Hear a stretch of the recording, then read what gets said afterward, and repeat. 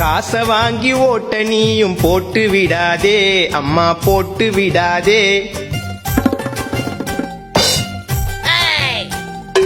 போற்று கோழி பிரியாணிக்காக கூட்டம் போகாதே அப்பா கூட்டம் போகாதே. 5 வருஷத்துக்கு ஒரு முறை மாறும் ஆச்சி ஆச்சி, கண்ண முடின்னு ஓட்டு போடுறோம் மாத்தி மாத்தி.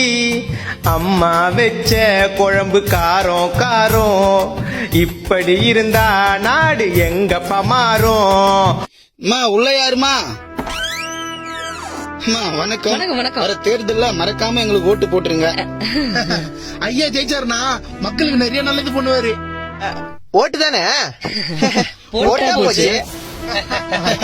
ஐயா 18 வயசுக்கு மேல உள்ளவங்க உங்க குடும்பத்துல எத்தனை பேரு? ஏன் ஆபாசமா ஏதாவது காமிக்க போறீங்களா?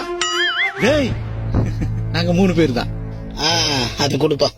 ஒரு ஓட்டுக்கு 5000 தரோம். இதுல மொத்தம் 15000 இருக்கு. மறக்காம எங்களுக்கு ஓட்டு போட்டுருங்க. இது ஓட்டுக்கு காசா?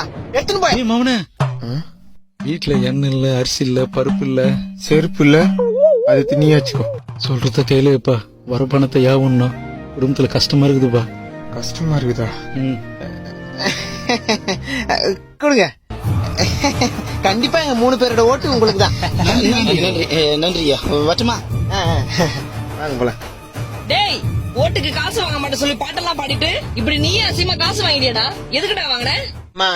அப்பா வீட்டுல கஷ்டம்னாரு, அதுக்கப்புறம் தான் எனக்கு ஒண்ணு புரிஞ்சுது. என்னன்னு?